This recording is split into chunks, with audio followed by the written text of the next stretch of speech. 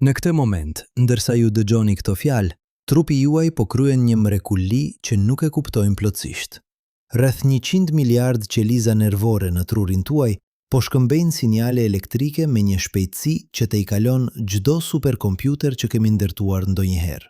Por këtu është diçka që duhet t'ju bëj të ndaleni dhe të mendoni.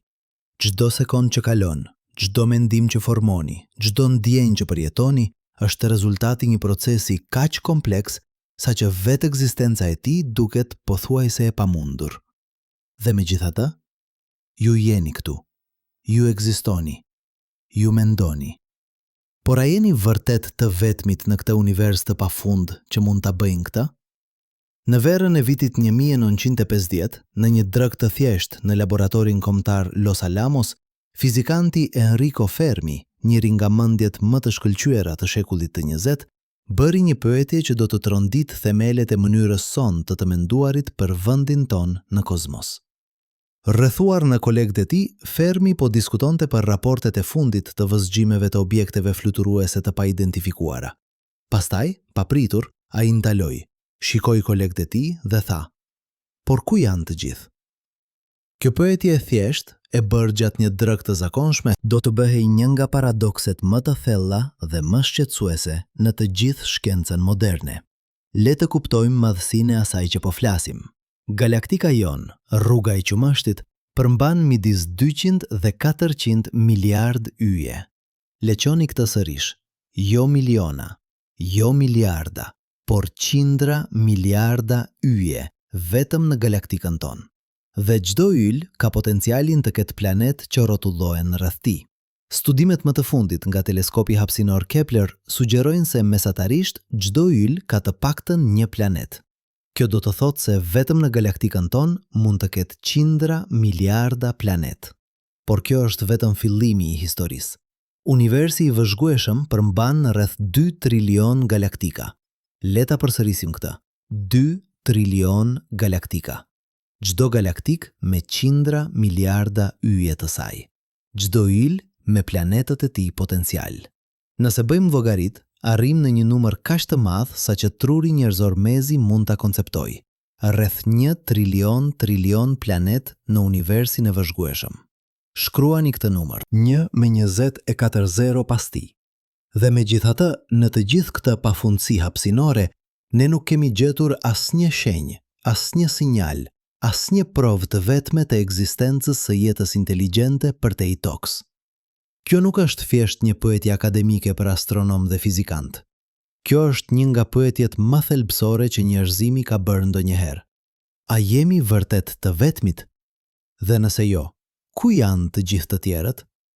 Paradoksi Fermi nuk është thjesht një kuriozitet shkencor. Është një enigmë ekzistenciale që prek vetë thelbin e asaj që do të thotë të jesh njeri, të jesh i vetëdijshëm, të jesh i gjallë në këtë univers të pafund. Në vitet 50, që nga koha kur Fermi bëri pyetjen e tij, ne kemi bërë përparime të jashtëzakonshme në kuptimin ton të universit. Kemi dërguar sonda në skajet e sistemit ton diellor. Kemi zbuluar mijëra egzoplanete që rrotullohen rreth yjeve të largëta. Kemi ndërtuar radioteleskop gjigant që dëgjojnë vazhdimisht hapësirën për çdo sinjal që mund të tregojë praninë e inteligjencës së huaj. Projekti SETI, kërkimi për inteligjencë jashtëtoksore, ka monitoruar qiellin për më shumë se 60 vjet, dhe megjithatë, heshtja vazhdon. Heshtja e thellë, e pashtershme, e shqetësuese e kozmosit. Por çfarë bën këtë heshtje aq shqetësuese? Le të shqyrtojmë probabilitetet. Në vitin 1961, astronomi Frank Drake formuloi një ekuacion që përpiqej të llogariste numrin e mundshëm të qytetërimeve të avancuara në galaktikën tonë. Ekuacioni Drake merr parasysh faktorë të tillë si shkalla e formimit të yjeve, përqindja e yjeve me planet, numri i planetëve që mund të mbështesin jetën, përqindja e planetëve ku jeta vërtet zhvillohet, përqindja e jetës që bëhet inteligjente dhe kohëzgjatja e qytetërimeve të avancuara. Edhe me vlerësime konservatore, ekuacioni Drake sugjeron se duhet të ketë mijëra, ndoshta dhjetra mijëra qytetërime të avancuara vetëm në galaktikën tonë. Dhe megjithatë, ne nuk kemi dëgjuar asgjë, asnjë transmetim radio, asnjë sinjal lazer, asnjë provë e megastrukturave të ndërtuara nga qytetërimet e avancuara. Asgjë. Kjo mospërputhje midis asaj që matematika na thot se duhet të jetë e vërtet dhe asaj që vëzhgjimet tona zbulojnë është thelbi i paradoksit Fermi.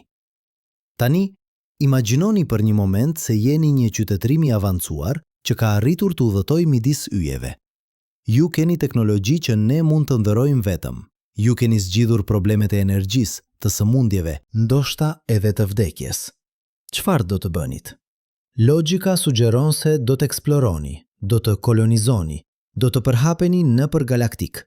Dhe këtu vjen një nga aspektet më shqetësuese të paradoksit. Edhe nëse një qytetërim udhëton me vetëm 1% të shpejtësisë së dritës, ai mund të kolonizojë të gjithë galaktikën në vetëm disa milion vjet. Disa milion vjet tingëllon si një kohë e gjatë për ne, qenie që jetojnë vetëm disa dekada, por në shkallën kohore kozmike, kjo është një qast i shkurtër. Galaktika jon është rreth 13 miliardë gjysmë vjet e vjetër. Nëse vetëm një qytetërim i vetëm kishte filluar të eksploronte dhe kolonizonte galaktikën vetëm 5 miliardë vjet më parë, ata do të kishin pasur kohë më shumë se të mjaftueshme për të arritur çdo cep të rrugës së qumështit, përfshirë sistemin ton diellor, përfshirë tokën. Por ata nuk janë këtu. Ose të paktën, ne nuk shohim asnjë provë të pranisë së tyre. Kjo na çon në një nga pyetjet më të rëndësishme që njerëzimi ka përballur ndonjëherë. Pse? Pse jemi të vetmit? Ose nëse nuk jemi të vetmit, pse duket sikur jemi?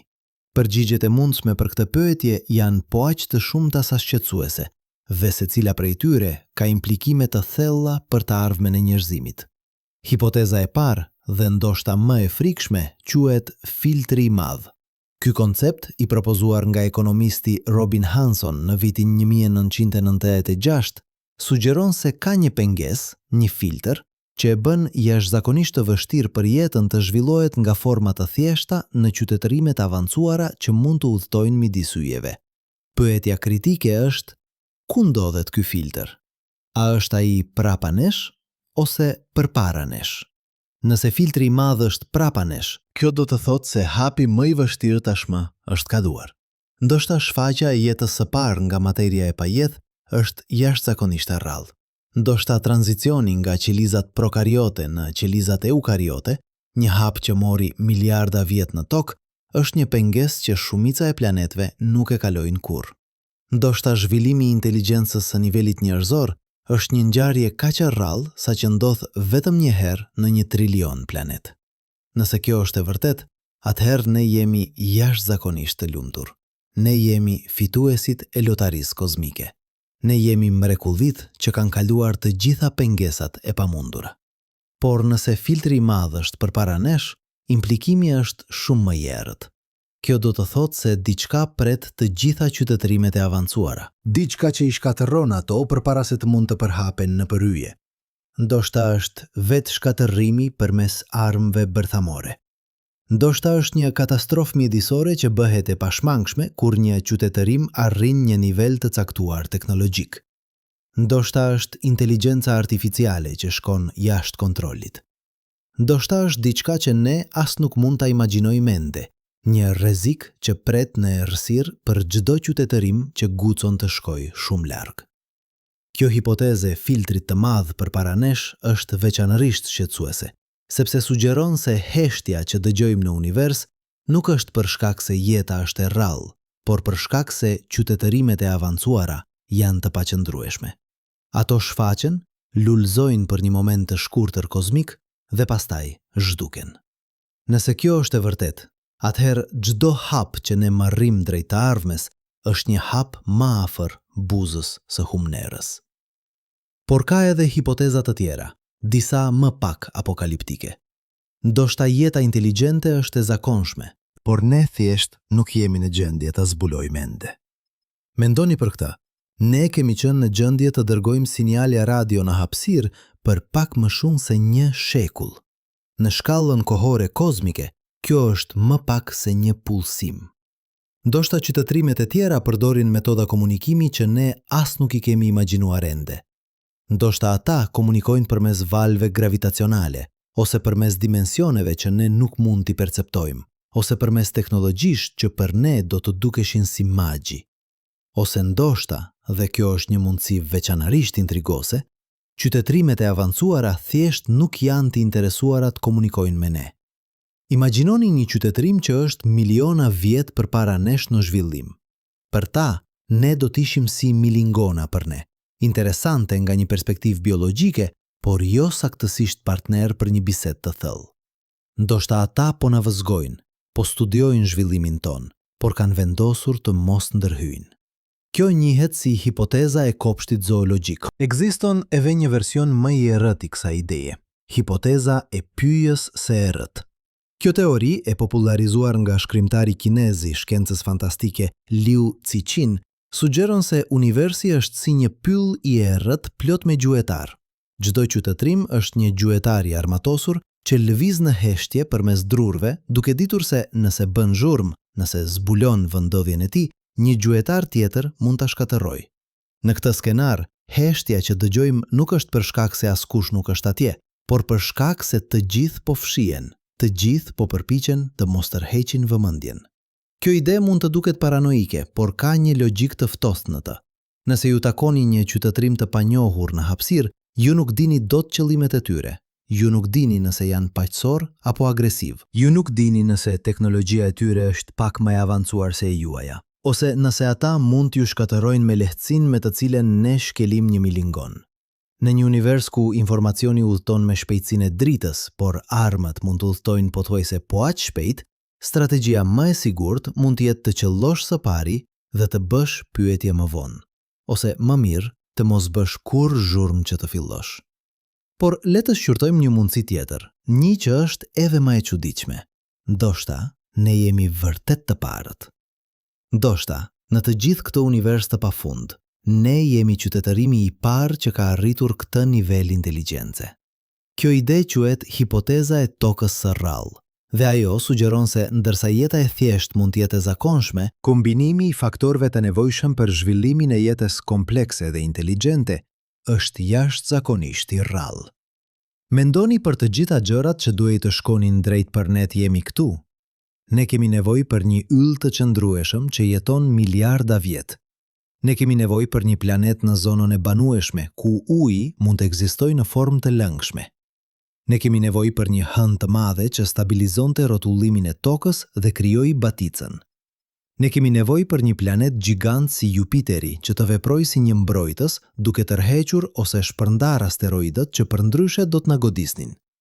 Ne kemi nevojë për një fushë magnetike që të na mbrojë nga rrezatimi diellor. Ne kemi nevojë për tektonikën e plakave që të riciklojë elementët dhe të mbajë klimën e qëndrueshme. Dhe kjo është vetëm fillimi i listës. Ne kemi nevojë që jeta të shfaqet, gjë që ndodhi në tokë brenda 1 miliardi vjetësh pas formimit të planetit. Ne kemi nevojë që fotosinteza të evolojë, duke mbushur atmosferën me oksigjen. Ne kemi nevojë që qelizat eukariote të shfaqen, një ngjarje që ndodhi vetëm një herë në historinë e tokës dhe mori miliarda vjet. Ne kemi nevojë që jeta shumë qelizore të zhvillohet. Ne kemi nevojë që kafshët të dalin në tokë. Ne kemi nevojë që dinosaurët të zhduken në mënyrë që mamiferet të mund të lulëzojnë. Ne kemi nevojë që primatët të zhvillojnë trur të mëdhenj. Ne kemi nevojë që njerëzit modern të shfaqen dhe të zhvillojnë gjuhën, mjetet, kulturën. Çdo një nga këto hapa mund të jetë jashtëzakonisht i rrallë. Dhe nëse të gjithë këta faktorë duhet të bashkohen në mënyrë të përsosur, atëherë ndoshta ne jemi vërtet të parët. Ndoshta ne jemi qytetërimi që do të kolonizojë galaktikën. Ndoshta ne jemi ata që do të mbushin heshtjen me jetë dhe inteligjencë. Kjo është një mendim i mahnitshëm, por edhe një përgjegjësi e jashtëzakonshme.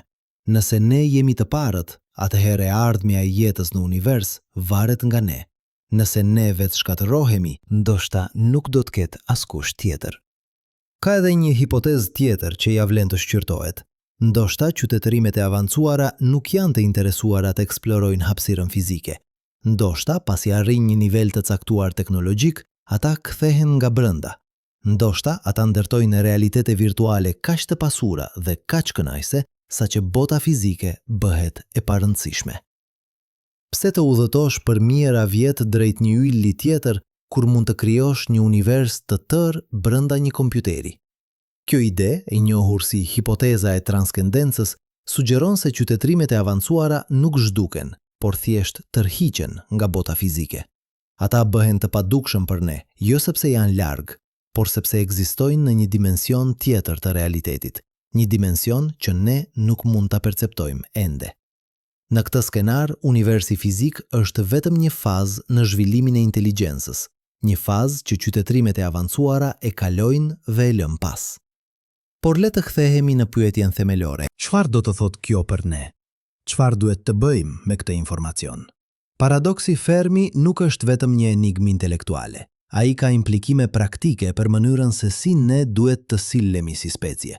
Nëse filtri i madh është përpara nesh, atëherë ne duhet të jemi jashtëzakonisht të kujdesshëm.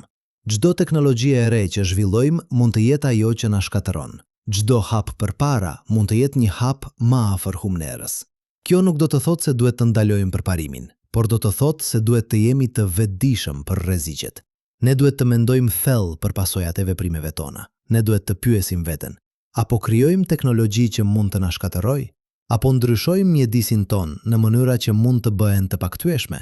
Apo ndërtojmë inteligjencë artificiale që mund të shkojë jashtë kontrollit? Këto nuk janë pyetje hipotetike. Këto janë pyetje që ne duhet t'i përgjigjemi tani, në këtë moment, sepse përgjigjet tona mund të përcaktojnë nëse ne do të jemi një nga qytetërimet që mbijetojnë apo një nga ato që zhduken në heshtje. Dhe nëse hipoteza e pyjë së errët është e vërtet, atëherë ndoshta ne duhet të jemi më të kujdesshëm për sinjalet që dërgojmë në hapësirë. Që nga vitet 70, ne kemi dërguar mesazhe në hapësirë, duke përfshirë informacion për vendodhjen ton, biologjin ton dhe kulturën ton. Projekti Voyager përfshin një disk të artë me tinguj dhe imaze nga toka. Projekti Arecibo dërgoi një mesazh radio drejt turmës së ujeve M13 në vitin 1974. Por a ishte kjo e mençur? A duhet ne të transmetojmë praninë ton në një univers ku nuk dim se çfarë po dëgjon? Disa shkencëtar, përfshirë astrofizikanin e njohur Stephen Hawking, kanë paralajmëruar kundër kësaj. Hawking argumentoi se nëse të huajt na vizitojnë, rezultati do të ishte shumë sikur Kristofor Kolombi u mbërriti në Amerikë, gjë që nuk shkoi mirë për amerikanët vendas. Të tjerët argumentojnë se çdo qytetrim që mund të udhëtojë midis ujeve do të jetë aq i avancuar saqë ne nuk do të kemi asgjë që ata do të donin, dhe prandaj nuk do të kishim arsye të shqetësoheshim. Por a mund të jemi të sigurt? A mund të rrezikojmë të ardhmen e të gjithë njerëzimit bazuar në një supozim? Këto janë pyetje që nuk kanë përgjigje të lehta, por ato janë pyetje që ne duhet t'i bëjmë, sepse paradoksi Fermi nuk është vetëm për të huajt, është për ne, është për vendin ton në univers, është për të ardhmen ton si specie. Dhe ndërsa ne vazhdojmë të shikojmë yjet duke kërkuar shenja të jetës së tjera, ne duhet të kujtojmë se përgjigja që gjejmë ose nuk gjejmë mund të na tregojë më shumë për veten tonë sesa për dikë tjetër. Tani le të ndalemi dhe të shqyrtojmë diçka që shkencëtarët e kanë zbuduar vetëm në dekadën e fundit, diçka që e bën paradoksin Fermi eve më shqetësues. Ne tashmë kemi gjetje konkrete që na tregojnë se universi është plot me përbërësit e jetës. Çdo vit që kalon, teleskopët tanë zbudojnë më shumë egzoplanete, dhe ajo që po gjejmë është mahnitse. Nuk po flasim për planet të çuditshëm, egzotik që nuk i ngjajnë asgjëje që kemi parë më parë. Po flasim për planet që janë shqetësueshmërisht të ngjashëm me Tokën. Në vitin 2017, NASA zbuloi sistemin TRAPPIST-1, një yll quq i kuq që ndodhet vetëm 40 vjet drite larg nga ne. Rreth këtij ylli rrotullohen 7 planet me madhësi të Tokës. 3 prej tyre ndodhen në zonën e banueshme, ku temperaturat lejojnë ujin e lëngshëm. Imagjinoni këtë, vetëm 40 vjet drite larg ka një sistem diellor ku 3 botë mund të kenë oqeane, atmosfera, ndoshta edhe jetë. Dhe ky është vetëm një sistem. Teleskopi Kepler, përpara se të mbaronte misionin e tij, zbuloi mbi 2800 egzoplanete të konfirmuara. Vlerësimet aktuale sugjerojnë se mund të ketë deri në 21 miliard planet me maltësitë e tokës në zonën e banueshme vetëm në galaktikën tonë. Por këtu është pjesa që duhet t'ju bëj të ndaleni dhe të mendoni. Ne nuk po flasim vetëm për planet, po flasim për përbërësit kimik të jetës. Në vitin 2020, astronomët zbuluan fosfin në atmosferën e Venusit. Fosfina është një gaz që në tokë prodhohet kryesisht nga organizmat e gjallë. Zbulimi ishte aq i papritur, sa që shkencëtarët fillimisht menduan se kishte një gabim në të dhënat. Por vëzhgimet e përsëritura konfirmuan praninë e saj. Tani, kjo nuk do të thotë domosdoshmërisht se ka jetë në Venus, por do të thotë se ka procese kimike që ndodhin atje që ne nuk i kuptojmë plotësisht. Dhe nuk është vetëm Venusi. Në vitin 2023, teleskopi hapësinor James Webb zbuloi molekula organike komplekse në atmosferën e një egzoplaneti të quajtur K218b. Këto janë molekulat që formojnë bazën e jetës, siç e njohim ne: karboni, hidrogjeni, oksigjeni, azoti. Çdo zbulim i ri na tregon se universi nuk është një shkretëtirë sterile, është plot me kimikën e jetës. Dhe megjithatë, heshtja vazhdon. Le të eksplorojmë tani një nga hipotezat më specifike të filtrit të madh, një që ka të bëjë me vetë natyrën e inteligjencës. Çfarë nëse hapi më i vështirë nuk është shfaqja e jetës, por zhvillimi i inteligjencës teknologjike? Shikoni historinë e jetës në tokë. Jeta shfaqet pothuajse menjëherë pasi planeti u ftoh mjaftueshëm brenda 1 miliardi vjetësh. Por sa kohë i duhej jetës për të zhvilluar inteligjencë të nivelit njerëzor? 4 miliard e gjysmë vjet. Kjo është pothuajse gjithë historia e planetit tonë. Për miliarda vjet, jeta në tokë ishte e kufizuar në mikroorganizma.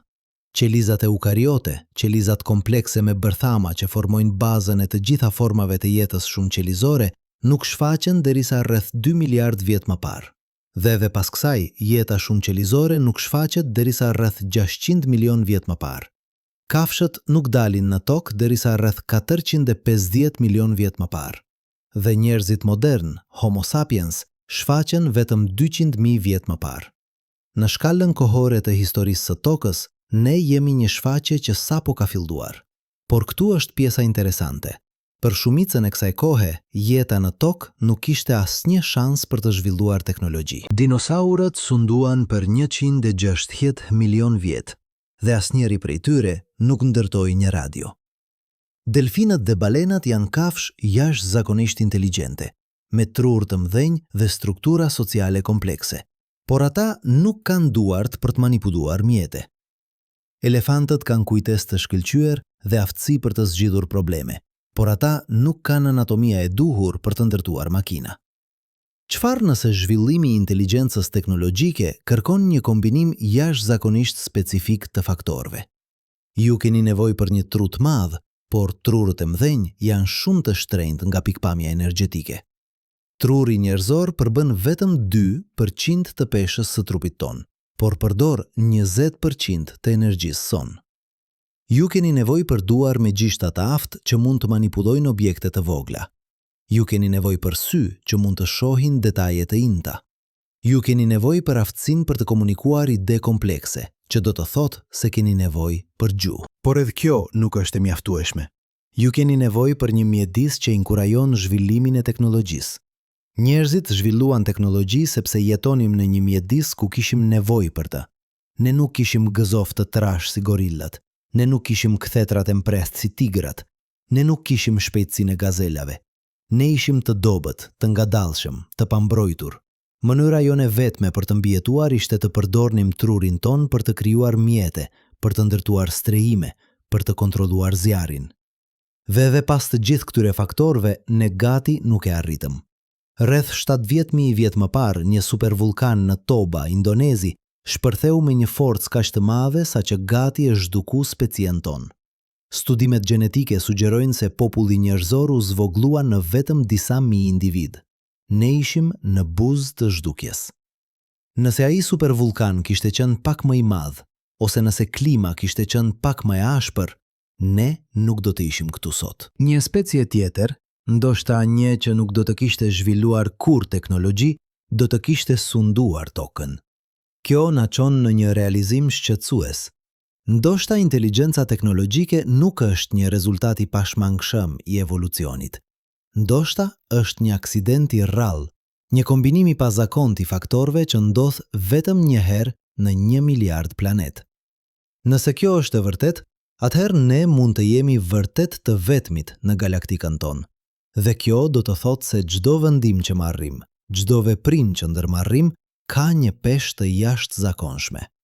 Sepse nëse ne dështojmë, nuk do të ketë askush tjetër. Por le të shqyrtojmë tani një skenar tjetër, një që është edhe më i çuditshëm.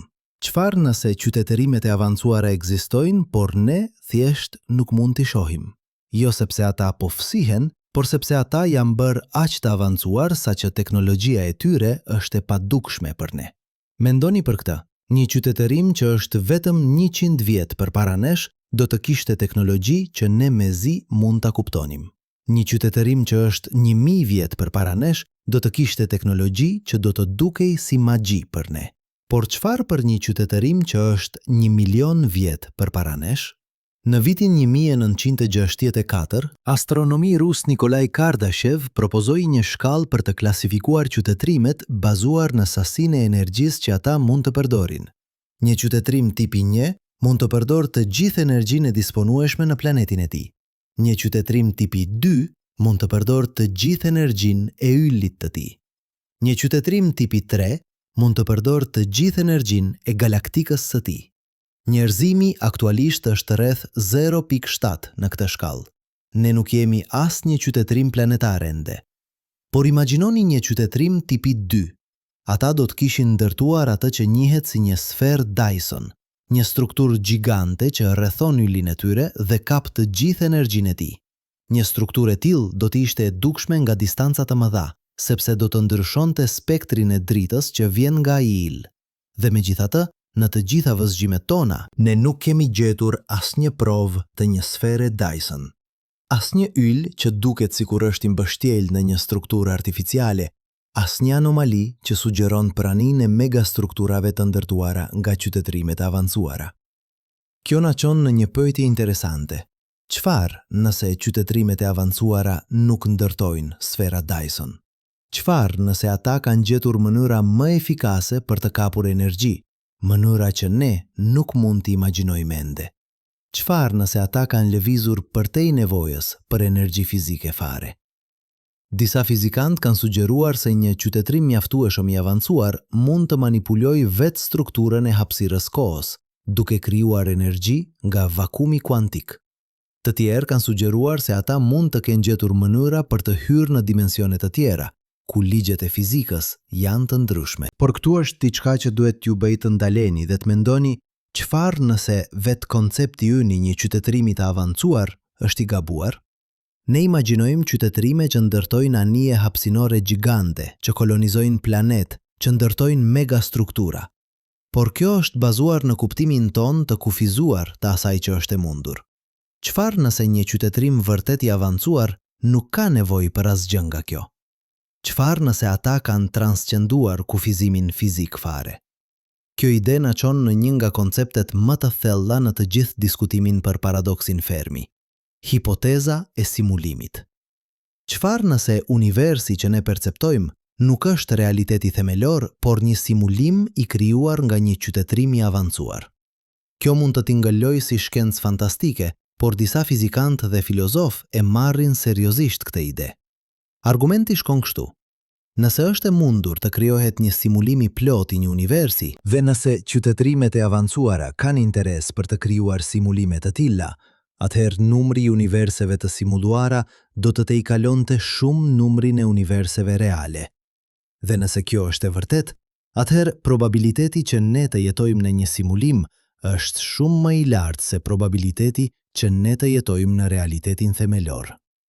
Nëse ne jemi në një simulim, kjo do të shpjegonte paradoksin Fermi në mënyrë perfekte. Heshtja që dëgjojmë nuk është sepse nuk ka askush atje, por sepse simulimi nuk është programuar për të përfshirë qytetërime të tjera.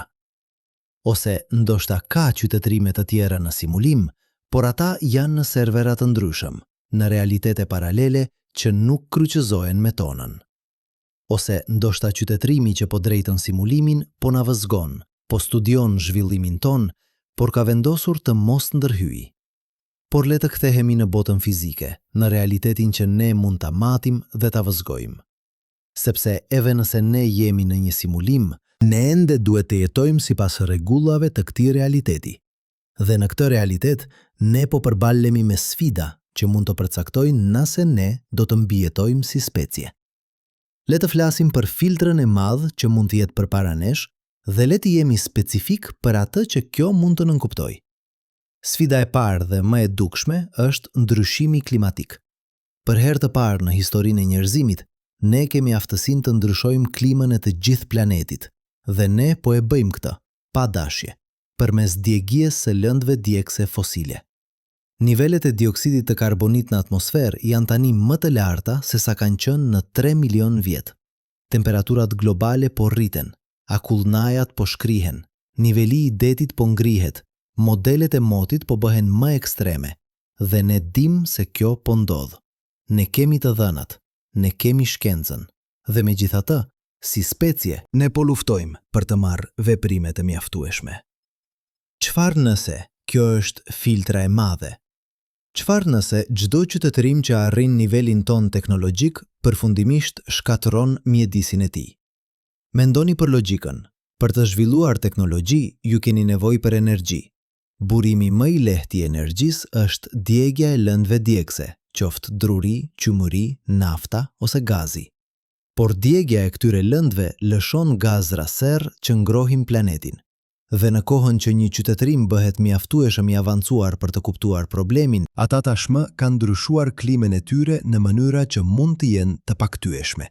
Dhe nuk është vetëm ndryshimi klimatik, ne po përballemi me një krizë të biodiversitetit. Speciet po zhduken me një shpejtësi që nuk është parë që nga zhdukja e dinosaurëve 66 milion vjet më parë. Ne po shkatërrojmë pyjet që prodhojnë oksigjeni që ne thithim. Ne po ndotim oqeanet që rregullojnë klimën tonë. Ne po shterrojmë burimet natyrore që ne varremi prej tyre. Dhe të gjitha këto po ndodhin në një shkallë që po përshpejton.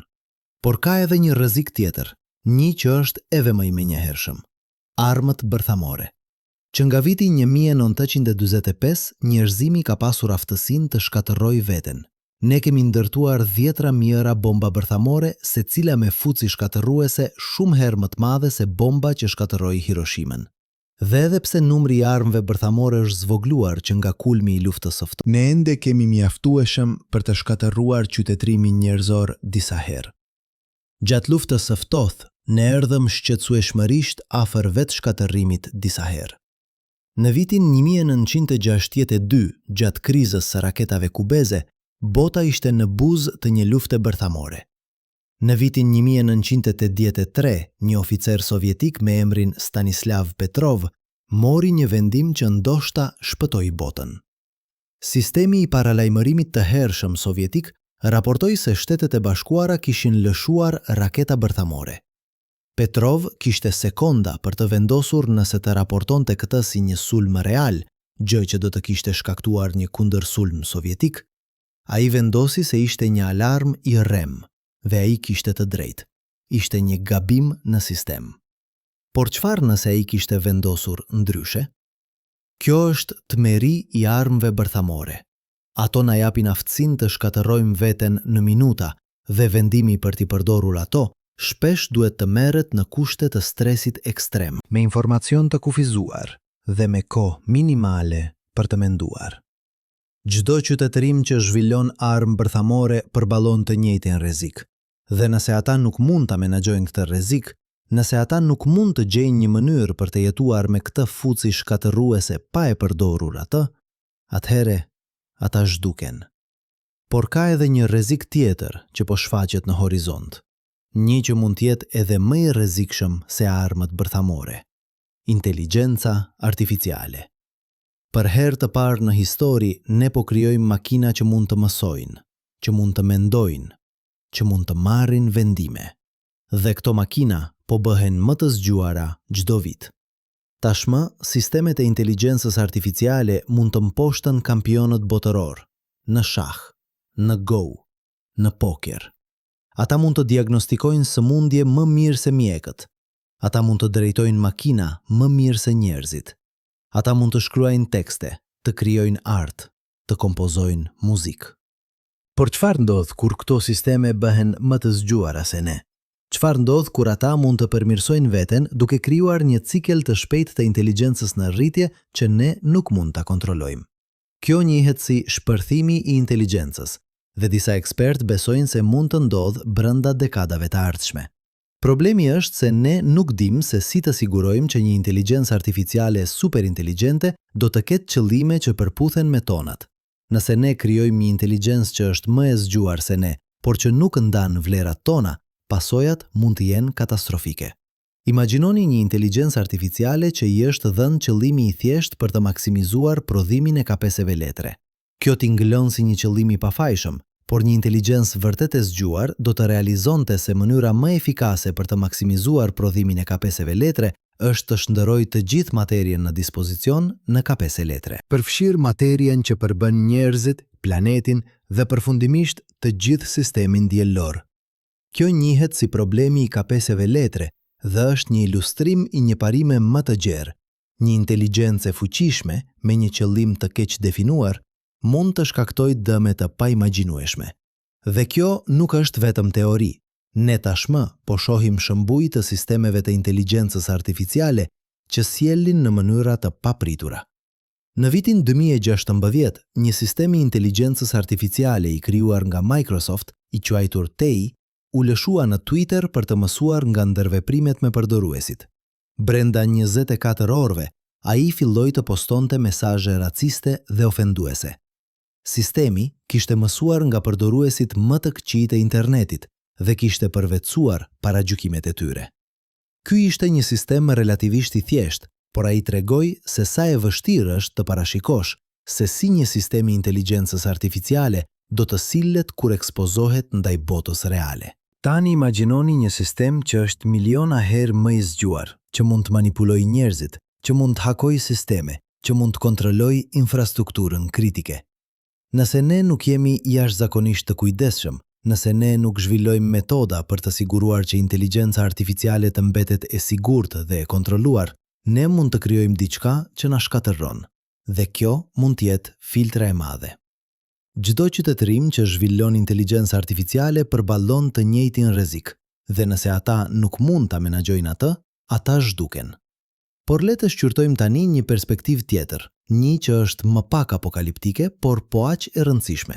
Çfarë nëse filtra e madhe nuk është një ngjarje vetme katastrofike, por një seri ngadalë e dështimeve që grumbullohen me kalimin e kohës?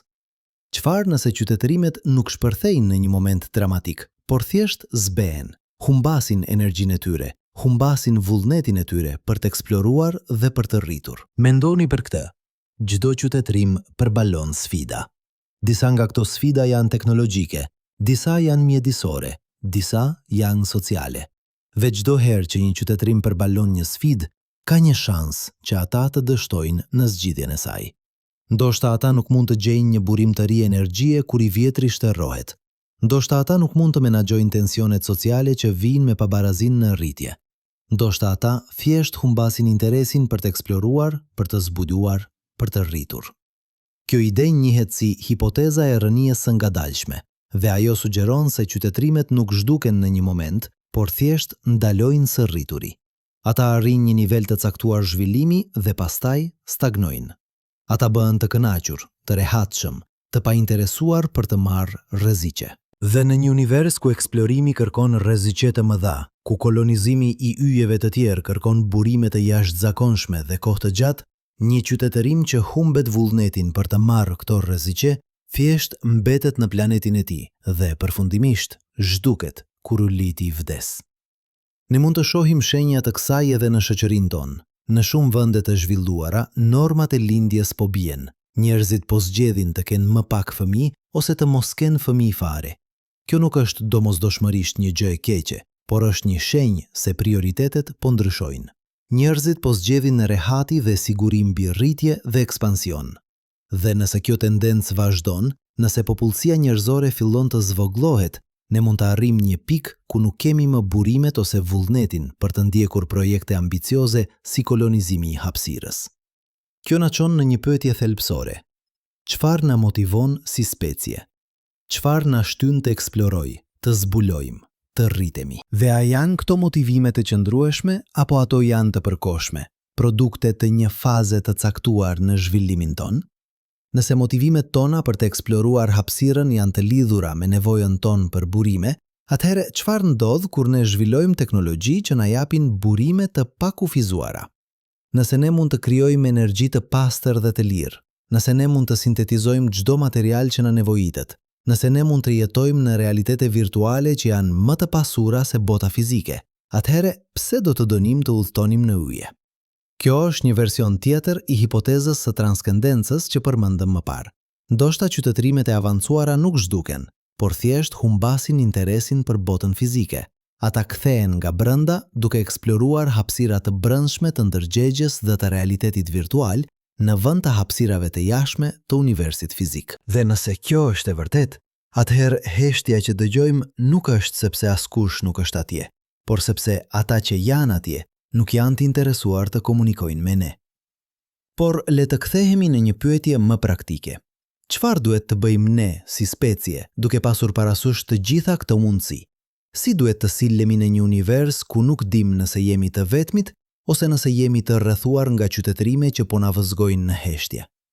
Përgjigjja natyrisht varet nga se cilën hipotezë besojmë se është më e mundshme, por ka disa parime të përgjithshme që duket se zbatohen pavarësisht nga hipoteza. E para, ne duhet të jemi të kujdesshëm. Nëse filtra e madhe është përpara nesh, atëherë çdo hap që marrim drejt teknologjive më të avancuara është potencialisht i rrezikshëm. Ne duhet të mendojmë thellë për pasojat e veprimeve tona. Ne duhet të zhvillojmë teknologji në mënyra që minimizojnë rrezikun e vetëshkatërrimit. Kjo do të thotë të jemi të kujdesshëm me armët bërthamore, me ndryshimin klimatik, me inteligjencën artificiale dhe me çdo teknologji tjetër që ka potencialin të na shkatërrojë. E dyta, ne duhet të jemi të qëndrueshëm. Nëse ne duam të mbijetojmë si specie, ne duhet të gjejmë mënyra për të jetuar në harmoni me mjedisin ton. Ne duhet të zhvillojmë burime energjie të qëndrueshme, ne duhet të mbrojmë biodiversitetin, ne duhet të krijojmë një shoqëri që mund të vazhdojë për mijëra, për miliona vjet, jo vetëm për disa dekada të tjera. E treta, ne duhet të jemi kurreshtar. Edhe nëse rreziqet janë reale, edhe nëse shanset janë kundër nesh, ne duhet të vazhdojmë të eksplorojmë, të zbulojmë, të mësojmë, sepse nëse ne ndalojmë së kërkuari, nëse ne ndalojmë së pyeturi, atëherë ne tashmë kemi humbur. Kurreshtja është ajo që na bën njerëz, është ajo që na ka quar nga shpellat në qytete, nga toka në hënë, nga ignoranca në kuptim. Dhe është ajo që do të na çojë në uje, nëse ne mund të mbijetojmë mjaftueshëm gjatë për ta bërë këtë. Dhe së katërti, ne duhet të jemi të përgatitur për çdo mundësi. Ne nuk dim se çfarë do të gjejmë kur të shikojmë më thellë në univers. Ne nuk dim nëse do të gjejmë shenja të jetës ose nëse do të vazhdojmë të dëgjojmë heshtje. Por pavarësisht nga ajo që gjejmë, ne duhet të jemi të përgatitur të përbalemi me të. Nëse gjejmë jetë, ne duhet të jemi të përgatitur të komunikojmë me të në mënyra që nuk janë kërcënuese. Nëse nuk gjejmë jetë, ne duhet të jemi të përgatitur të pranojmë se ne mund të jemi vërtet të vetmit dhe të marrim përgjegjësinë që vjen me këtë realizim. Sepse në fund të fundit, paradoksi fermi nuk është vetëm për të huajt. Është për ne, është për vendin ton në univers, është për përgjegjësinë ton si qenia të vetëdijshme në një univers që mund të jetë plot me jetë, ose që mund të jetë i zbrazët përveç nesh. Dhe pavarësisht nga e vërteta, ne kemi një detyrë, të mbijetojmë, të lulëzojmë dhe të mbajmë gjallë dritën e ndërgjegjes në errësirën e pafund të kozmosit. Por tani le të ndalemi dhe të përballemi me një të vërtetë që shkencëtarët rrallë diskutojnë hapur, një të vërtetë që është aq shqetësuese saqë shumica preferojnë ta injorojnë. Çdo teori që kemi propozuar për paradoksin Fermi bazohet në një supozim themelor që mund të jetë plotësisht i gabuar. Ne supozojmë se e kuptojmë se çfarë është jeta. Ne supozojmë se e kuptojmë se çfarë është inteligjenca. Ne supozojmë se e kuptojmë se si duket një qytetërim i avancuar. Por çfarë nëse të gjitha këto supozime janë thjesht projekcione të kufizimeve tona, pasqyrime të ignorancës son të thellë për natyrën e realitetit? Le të fillojmë me pyetjen më themelore. Çfarë është jeta? Ne e përkufizojmë jetën si diçka që riprodhohet, që metabolizon energji, që përgjigjet ndaj mjedisit. Por ky përkufizim është i bazuar plotësisht në shembullin e vetëm që kemi, jeta në tokë. Çdo organizëm i gjallë që kemi studiuar ndonjëherë është i bazuar në kimikën e karbonit, përdor ujin si tretës dhe përdor DNA ose RNA për të ruajtur informacion gjenetik. Por a është kjo mënyra e vetme që jeta mund të ekzistojë? Në vitin 2010, NASA bëri një njoftim që tronditën komunitetin shkencor. Ata kishin zbuluar një bakterie në liçenin Mono në Kaliforni që mund të zvendësonte fosforin në DNA-n e saj me arsenik. Nëse kjo ishte e vërtet, do të thotë se jeta mund të përdorë elemente kimike që ne mendonim se ishin toksike. Edhe pse zbulimi më vonë u vë në dyshim, ai ngriti një pyetje thelbësore. Sa fleksibel është jeta? Sa shumë mënyra të ndryshme mund të ekzistojë? Disa shkencëtarë kanë propozuar forma egzotike të jetës që ne mezi mund të imagjinojmë. Jeta e bazuar në silikon në vend të karbonit, jeta që përdor amoniak të lëndshëm në vend të ujit, jeta që ekziston në temperatura të skajshme, në presione të jashtëzakonshme, në mjedise që do të vrisnin çdo formë jete që ne njohim. Në vitin 2023, shkencëtarët zbuluan mikroorganizma që jetojnë në shkëmbin të thellë nën sipërfaqen e tokës, kilometra poshtë, në kushte që nuk kanë asnjë dritë diellore, asnjë oksigjen, asnjë nga gjërat që ne mendonim se ishin të nevojshme për jetën. Por le të shkojmë edhe më larg. Çfarë nëse jeta mund të ekzistojë në forma që ne as nuk do t'i njihnim si jetë? Imagjinoni një model vetorganizues i plazmës në atmosferën e një ili. Imagjinoni një strukturë të informacionit që ekziston në fushat kuantike të vakumit. Imagjinoni një formë ndërgjegjeje që lind nga ndërveprimet gravitacionale midis objekteve masive. Këto mund të tingelojnë si shkencë fantastike, por pika është kjo. Ne po kërkojmë për jetë duke përdorur kritere që janë të bazuara në shembullin e vetëm që njohim. Nëse jeta mund të ekzistojë në forma që janë rrënjësisht të ndryshme nga e jona, ne mund të jemi duke shikuar drejt për drejt në të, vetëm ose njihim. Dhe kjo na çon në një realizim eve më shqetësues. Çfarë nëse ne tashmë kemi zbuduar shenja të jetës së huaj, por nuk e kemi kuptuar se çfarë po shikojmë? Në vitin 1967, astronomja Jocelyn Bell zbuloi pulsarët, objekte që emetojnë impulse radio me një rregullsi kaq të përsosur sa që fillimisht u quajtën LGM 1, 2, 3, 4. Little Green Men 1, 2, 3, 4. Shkencëtarët menduan se mund të ishin sinjale artificiale. Më vonë u zbulua se ishin yje neutron që rrotulloheshin, fenomene plotësisht natyrore. Por çfarë nëse ka fenomene të tjera që ne i kemi klasifikuar si natyrore, por që në të vërtet janë artificiale? Në vitin 1977, teleskopi Big Ear në Ohio kapi një sinjal radio kaq të fortë dhe kaq të pazakont sa që astronomi Jerry Eman shkroi wow në shënimet e tij. Sinjali wow zgjati 72 sekonda dhe nuk është dëgjuar kurrë më. Për 47 vjet, shkencëtarët kanë debatuar për origjinën e tij. Ishte një komet, ishte një interferim toksor, apo ishte diçka tjetër? Ne nuk e dim. Dhe kjo është pika. Universi është plot me fenomene që ne nuk i kuptojmë. Sa prej tyre janë natyrore dhe sa janë artificiale? Por le të shkojmë edhe më thellë në këtë pyetje të natyrës së inteligjencës. Ne supozojmë se inteligjenca është diçka që mund të matet, diçka që mund të krahasohet. Ne flasim për IQ, për aftësinë për të zgjidhur probleme, për aftësinë për të krijuar teknologji. Po çfarë nëse inteligjenca është shumë më e ndalikuar se kjo? Çfarë nëse ka forma inteligjence që janë aq të ndryshme nga e jona, saqë ne nuk mund t'i njihnim si inteligjencë? Mendoni për një pyll. Studimet e fundit kanë treguar se pemët komunikojnë me njëra tjetrën përmes një rrjeti të gjerë të kërpudhave që lidhin rrënjët e tyre. Ky rrjet, i quajtur interneti i drurit nga disa shkencëtar, lejon pemët të ndajnë lëndë ushqyese, të paralajmërojnë njëra tjetrën për rreziqet, madje edhe të kujdesen për pemat e sëmura ose të reja. A është ky një lloj inteligjence? A është një pyll një organizm i vetëm i shpërndar, një superorganizm me një lloj ndërgjegjeje kolektive? Ose mendoni për oqeanet. Balenat kanë këngë komplekse që udhtojnë për mijëra kilometra nëpër ujë. Delfinët kanë gjuhë të sofistikuara dhe mund të njihen me emra individual. Oktopodët kanë 9 trur, 1 qendror dhe 1 në çdo tentakël, dhe mund të zgjidhin probleme komplekse, të ndryshojnë ngjyrën dhe teksturën e tyre në mënyra që sfidojnë kuptimin ton të perceptimit.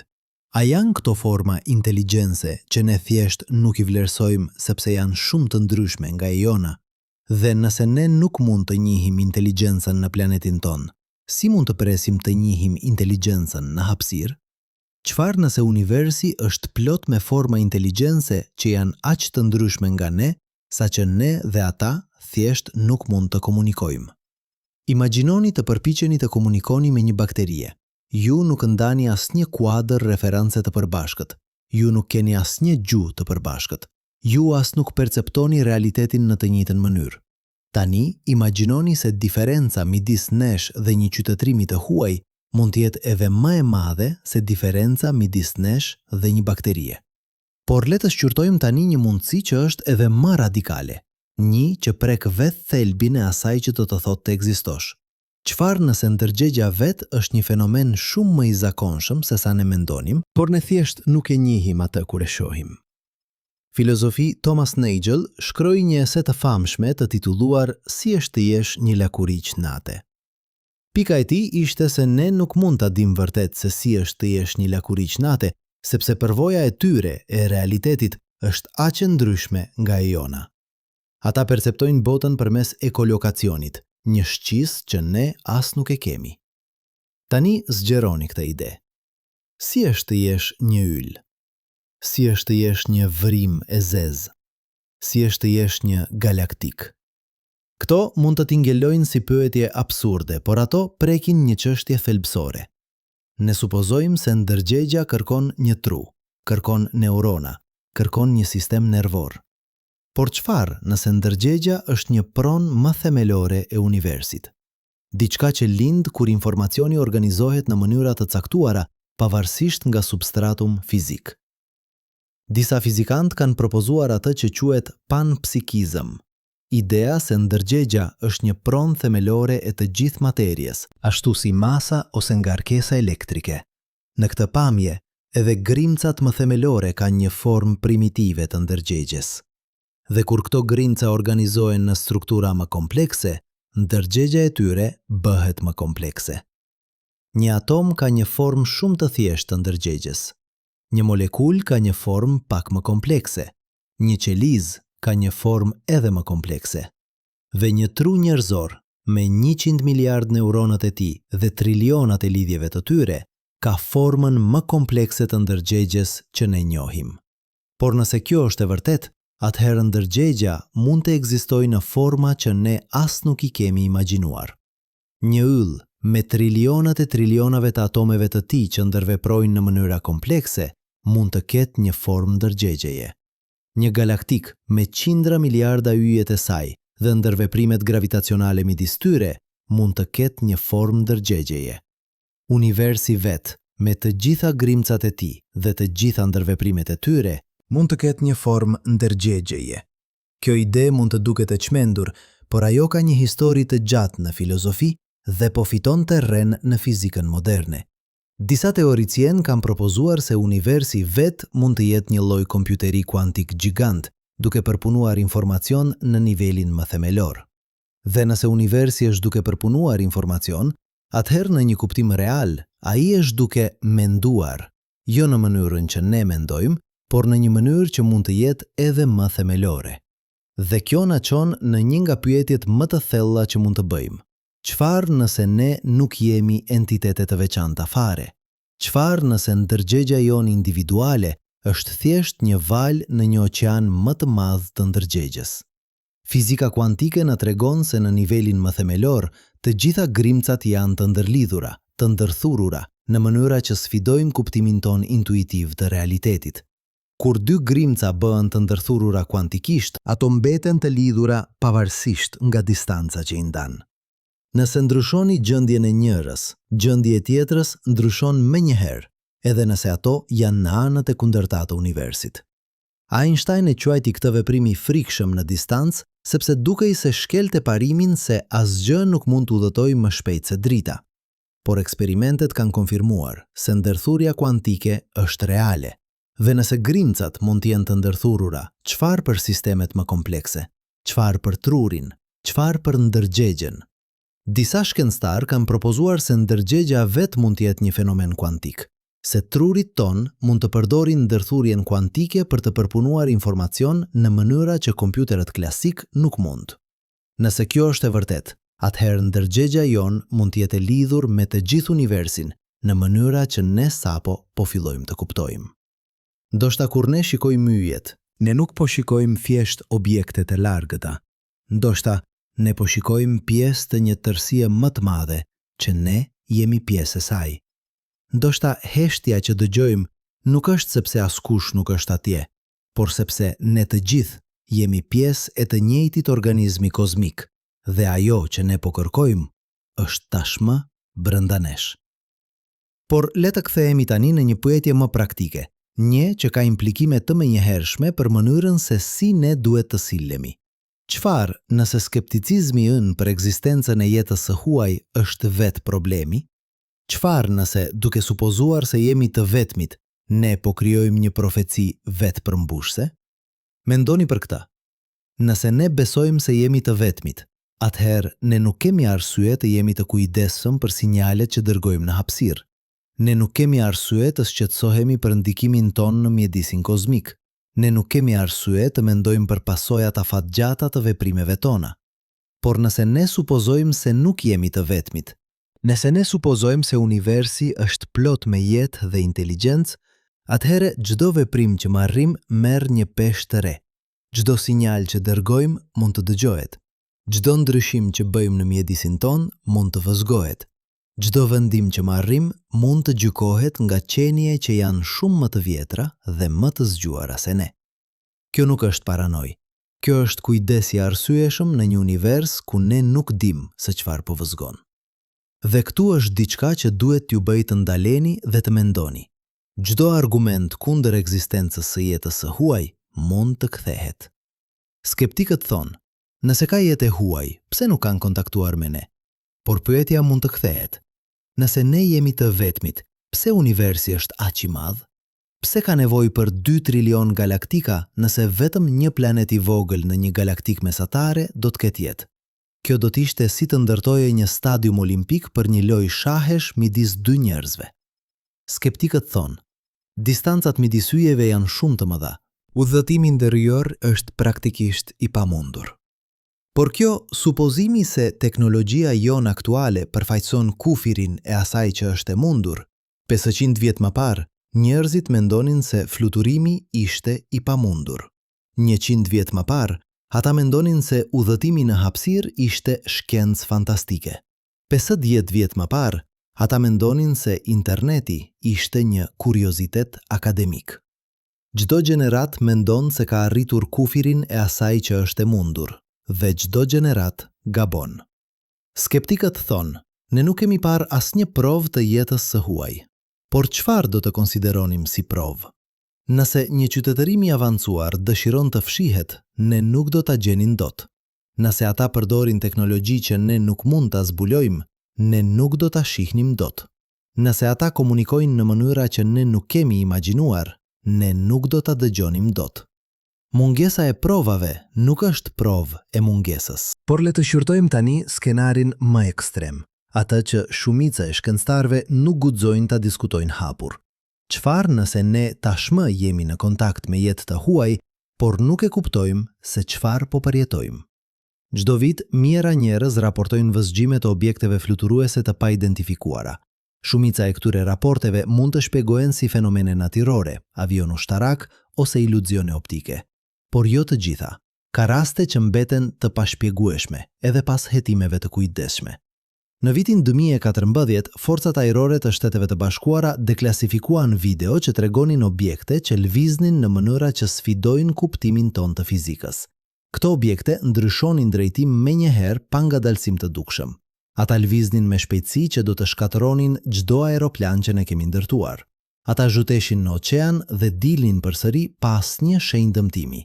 Dhe ata nuk emetonin asnjë nxehtësi të dukshme, asnjë shenjë të sistemeve të propulsionit që ne njohim. Pentagoni krijoi një program të quajtur AATIP, programi i identifikimit të kërcënimeve të avancuara ajrore, për të hetuar këto incidente. Në vitin 2021, ata publikuan një raport që konfirmoi se ka objekte që fluturojnë në hapësirën ajrore të Shteteve të Bashkuara që ne nuk mund t'i identifikojmë. Raporti nuk tha se këto janë anije të huaja, por as nuk e përjashtoi këtë mundësi. Ai thjesht tha, ne nuk e dim se çfarë janë këto. Tani, kjo nuk do të thotë domosdoshmërisht se këto janë anije të huaja. Ato mund të jenë teknologji ushtarake sekrete nga vende të tjera. Ato mund të jenë fenomene atmosferike që ne nuk i kuptojmë. Ato mund të jenë gabime në sensor, por pika është kjo. Ne nuk e dim. Dhe nëse ne nuk e dim, atëherë ne duhet jemi të hapur për të gjitha mundësit. Përfshirë mundësinë që ne tashmë jemi duke u vëzguar nga inteligjenca që nuk e kuptojmë. Dhe kjo na çon në pyetjen përfundimtare. Pyetjen që prek thelbin e paradoksit Fermi.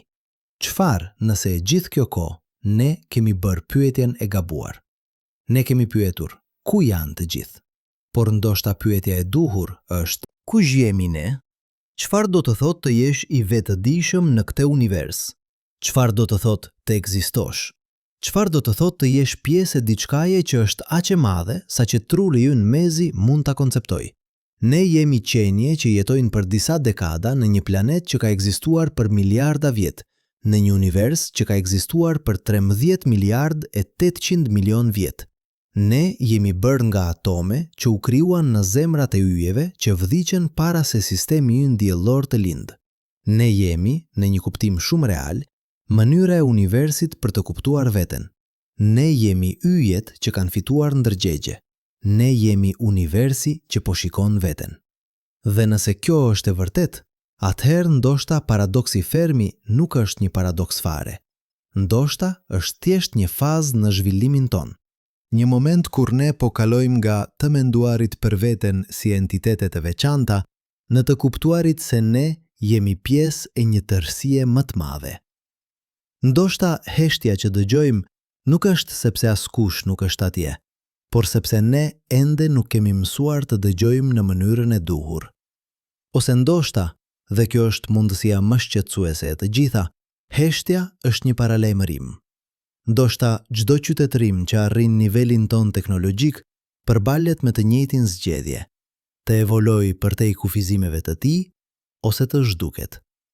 Ndoshta universi është plot me mbetjet e qytetërimeve që zgjodhen gabim, që nuk arritën të kapërcejnë instinktet e tyre primitive, që nuk arritën të menaxhojnë teknologjitë e tyre, që nuk arritën të kuptojnë se ata ishin pjesë e diçkaje më të madhe se vetja e tyre. Dhe nëse kjo është e vërtet, atëherë çdo moment që ne jetojmë, çdo frymëmarrje që marrim, çdo mendim që mendojmë është një dhuratë e jashtëzakonshme, sepse ne jemi këtu, ne ekzistojmë. Ne jemi të vetëdijshëm dhe pavarësisht nëse jemi të vetmit në univers apo jo, pavarësisht nëse do të gjejmë ndonjëherë jetë të tjera apo jo, pavarësisht nëse do të mbijetojmë si specie apo jo, fakti që ne jemi këtu, tani, në këtë moment, është një mrekulli që te i kalon çdo gjë që mund të imagjinojmë. Paradoksi Fermi na pyet, ku janë të gjithë?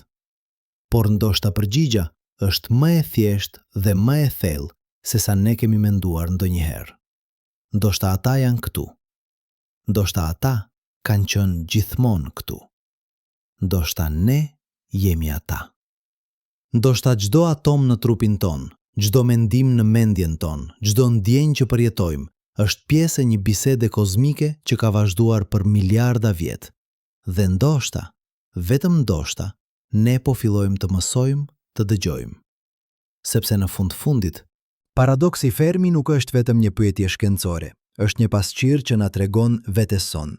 Është një ftesë për të menduar më thellë, për të parë më gjerë, për të kuptuar më plotësisht. Është një kujtesë se ne jemi pjesë e diçkaje që është aq e madhe, aq e bukur, aq e mistershme, saqë ne do të kalojmë jetën tonë të tërë duke u përpjekur ta kuptojmë dhe ende do të kemi vetëm prekur sipërfaqen. Dhe ndërsa ne vazhdojmë të shikojmë yjet, duke kërkuar përgjigje për pyetjet tona më të thella, le të kujtojmë këtë. Çdo pyetje që bëjmë na tregon më shumë për veten tonë se sa për universin. Çdo përgjigje që gjejmë hap dyert për pyetje edhe më të thella. Dhe çdo moment që kalojmë duke kërkuar, duke pyetur, duke u mrekulluar, është një dëshmi e asaj që na bën njerëz, kurreshtja jon e pafund, dëshira jon për të kuptuar, aftësia jon për të parë përtej horizontit të menjëhershëm dhe për të imagjinuar mundësi që ende nuk ekzistojnë. Kjo është trashëgimia jon. Kjo është përgjegjësia jon. Kjo është dhurata jon për universin. Dhe pavarësisht nëse ne jemi të vetmit apo jo, pavarësisht nëse ne do të gjejmë ndonjëherë përgjigje për paradoksin Fermi apo jo, fakti që ne po bëjmë pyetjen, fakti që ne po kërkojmë, fakti që ne po përpiqemi të kuptojmë, është vetë përgjigja që ne kemi kërkuar gjithkohën. Por tani, ndërsa po afrohemi në fund të këtij udhëtimi, le të ndalemi dhe të përbalemi me një të vërtetë që është edhe më thelbësore se çdo gjë që kemi diskutuar deri tani. Ka gjëra që ne thjesht nuk i dim. Dhe jo vetëm që nuk i dim, por ndoshta nuk mund t'i dim kurrë. Kjo nuk është dorëzim, kjo nuk është pesimizëm, kjo është thjesht një njohje e kufive të kuptimit njerëzor, një pranueshmëri e përulësisë që çdo shkencëtar i vërtet duhet të ketë. Mendoni për këtë. Ne kemi qenë një specie teknologjike për më pak se 10.000 vjet. Ne kemi pasur metodën shkencore për vetëm 400 vjet. Ne kemi kuptuar strukturën e atomit për vetëm 1 shekull. Ne kemi zbuluar DNA-n për vetëm 70 vjet. Në shkallën kohore të universit, ne sapo kemi hapur syt. Ne jemi foshnja që sapo ka mësuar të shohë dhe po përpiqet të kuptojë një botë që është infinitisht më komplekse se sa mund të imagjinoj. Dhe megjithatë, me këtë njohuri të kufizuar, me këtë përvojë të shkurtër, ne po përpiqemi të përgjigjemi për pyetje që prekin vetë natyrën e ekzistencës. Ne po përpiqemi të kuptojmë se çfarë është ndërgjegja, se si lind nga materia e pajet, nëse mund të ekzistojë në forma të tjera. Ne po përpiqemi të kuptojmë nëse jemi të vetmit në këtë pafundësi kozmike. Këto janë pyetje që qytetërimë të tëra kanë mundur t'i përgjigjen për mijëra vjet. Filozofët e lashtë grek debatuan për natyrën e realitetit. Mendimet budiste eksploruan natyrën e ndërgjegjes. Misticët sufist kërkojnë unitetin e të gjitha gjërave. Dhe tani, me të gjitha mjeteve tona shkencore, me të gjithë teleskopët tanë dhe kompjuterët tanë dhe eksperimentet tona, ne ende po bëjmë të njëjtat pyetje. Ndoshta me gjuhë më teknike, ndoshta me metoda më të sofistikuara, por në thelb, pyetjet mbeten të njëjta. Dhe këtu është diçka që duhet t'ju bëj të ndaleni dhe të mendoni. Ndoshta fakti që ne ende po bëjmë këto pyetje nuk është një dështim. Ndoshta është vetë pika. Ndoshta qëllimi i ekzistencës së vetëdijshme nuk është të gjesh përgjigje përfundimtare, por të vazhdosh të pyesësh, të vazhdosh të kërkosh, të vazhdosh të mrekullohesh. Ndoshta udhëtimi është destinacioni, ndoshta kërkimi është zbulimi. Le të flasim tani për atë që ne nuk dim dhe le të jemi plotësisht të sinqert për kufijtë e njohurive tona. Ne nuk e dim se si filloi universi. Teoria e Big Bangut na tregon se universi ishte një herë infinitisht i dendur dhe i nqehtë dhe që atëherë ai është zgjeruar. Por çfarë shkaktoi Big Bangun? Çfarë ishte përpara tij? Këto janë pyetje që fizika moderne nuk mund të përgjigjet. Disa teorician flasin për një multivers, ku universi ynë është vetëm një nga një numër i pafund universish. Të tjerë flasin për cikle të përjetshme të zgjerimit dhe të kurrjes. Të tjerë thonë se pyetja çfarë ishte përpara nuk ka kuptim, sepse vetë koha filloi me Big Bangun. Por e vërteta është se ne nuk e dim. Ne kemi teori, ne kemi modele matematikore, ne kemi spekulime të sofistikuara, por ne nuk kemi prova. Ne nuk kemi mënyrë për të testuar këto ide, dhe ndoshta ne nuk do të kemi kurrë, sepse si mund të vëzhgosh diçka që ndodhi përpara se të ekzistonte koha? Si mund të testosh një teori për universin kur je brenda universit? Ne nuk e dim se çfarë është materia e errët. Ne e dim se ekziston sepse mund të shohim efektet e saj gravitacionale në galaktika dhe tufa galaktikash. Ne e dim se përbën rreth 27% të masës së universit, por ne nuk e dim se çfarë është. Ne nuk mund ta zbulojmë drejt për drejt. Ne nuk mund ta krijojmë në laborator. Është si të dish se ka diçka në dhomë me ty, sepse mund të ndihesh erën e saj, por nuk mund ta shohësh, nuk mund ta prekësh, nuk mund ta kaçësh. Ne nuk e dim se çfarë është energjia e errët. Ne e dim se ekziston sepse universi po zgjerohet me një shpejtësi në rritje. Diçka po shtyn hapësirën vet për t'u zgjeruar më shpejt dhe më shpejt. Ne e cojmë këtë diçka, energji të errët, por kjo është thjesht një emër për ignorancën tonë. Ne nuk e dim se çfarë është. Ne nuk e dim nga vjen. Ne nuk e dim se çfarë do të ndodh kur ajo përfundimisht të shpërbëjë të gjithë universin në një ftohtësi dhe errësirë të përjetshme. Ne nuk e dim se si lind ndërgjegja. Ne mund të hartojmë trurin, ne mund të shohim cilat rajone aktivizohen kur mendojmë, kur ndjejmë, kur kujtojmë, por ne nuk e dim se si aktiviteti elektrik i neuronave bëhet përvojë subjektive. Si bëhen valët e dritës që godasin retinën tonë, përvoja e të pamurit të ngjyrës blu. Si bëhen vibrimet e ajrit që godasin veshët tanë, përvoja e të dëgjuarit të muzikës. Si bëhen sinjalet kimike në trurin tonë, përvoja e dashurisë, e frikës, e gëzimit. Ky njihet si problemi i vështirë i ndërgjegjes dhe është një nga pyetjet më të thella në të gjithë shkencën. Disa filozofë argumentojnë se ndërgjegja nuk mund të reduktohet në procese fizike, se ka diçka themelisht të ndryshme midis materjes dhe mendjes. Të tjerë argumentojnë se ne thjesht nuk kemi kuptuar ende mekanizmat, por një ditë do ta bëjmë. Por e vërteta është se ne nuk e dim, dhe ndoshta kjo është një nga ato pyetje që nuk mund të përgjigjet nga brenda sistemit, sepse si mund të përdorësh ndërgjegjen për të kuptuar ndërgjegjen? Ne nuk e dim nëse jemi të vetmit në univers. Kjo është, natyrisht, pyetja qendrore e paradoksit Fermi. Ne kemi diskutuar të gjitha hipotezat, të gjitha mundësitë, të gjitha skenarët, por e vërteta e thjesht është se ne nuk e dim. Ne nuk kemi prova për jetë të huaj, por ne as nuk kemi prova kundër saj. Ne thjesht kemi heshtje. Dhe heshtja mund të interpretohet në 1000 mënyra të ndryshme. Ndoshta ne jemi të vetmit. Ndoshta jeta është aq e rrallë, aq e vështirë për të shfaqur, aq e brisht, saqë ne jemi një aksident kozmik, një mrekulli që nuk do të përsëritet kurrë. Nëse kjo është e vërtet, atëherë çdo jetë në këtë planet, çdo specie, çdo ekosistem, çdo kulturë njerëzore është e çmuar përtej çdo mase. Sepse nëse ne jemi të vetmit, atëherë ne jemi ruajtësit e vetëm të diçkaje që është infinitisht e rrallë. Ndërgjegja, aftësia për të kuptuar universin, aftësia për të krijuar bukuri, për të ndjerë dashuri, për të pyetur pse. Ose ndoshta ne nuk jemi të vetmit. Ndoshta universi është plot me jetë, me inteligjencë, me qytetërime që janë shumë më të vjetra dhe më të zgjuara se ne. Ndoshta ne jemi fëmijët e galaktikës, speciet e reja që sapo po mëson të ecë. Nëse kjo është e vërtet, atëherë ne kemi shumë për të mësuar, ne kemi shumë për të zbuluar.